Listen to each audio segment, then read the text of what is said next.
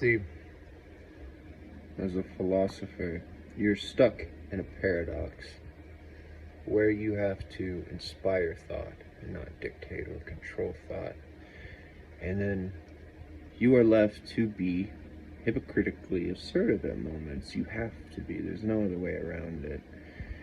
Because it's like a park. Okay? The people come together, just as philosophy does, and it outlines and guides and explains what exists. And so we build these parks for everybody to congregate and to come together. And somebody comes around and they say, oh, that's for the people by the people.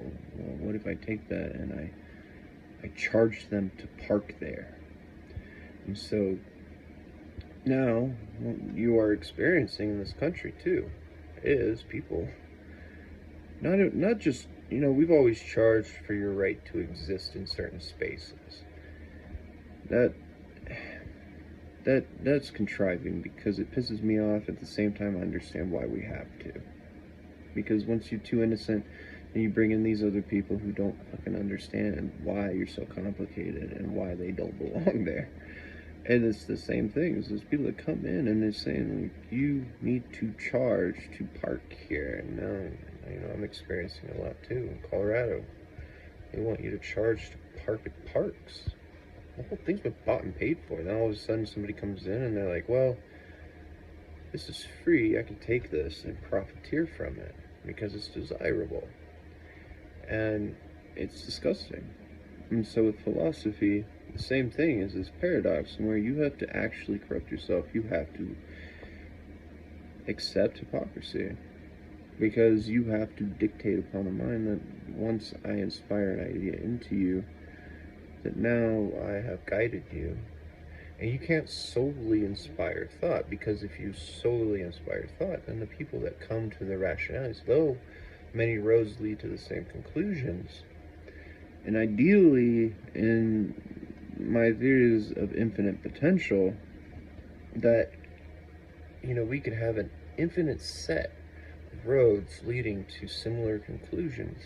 To define individuality, there's still synonyms, and people are going to have a synonym to your own idea, and they're going to claim it, and that is dictation over your own mind or your dictation over theirs. And the paradox is compounding. And so I always tried to hold it in my brain as a set of neurons, and I like to see it like that. And then the neurons build into what my brain is, and that is my existence, and that's who I am.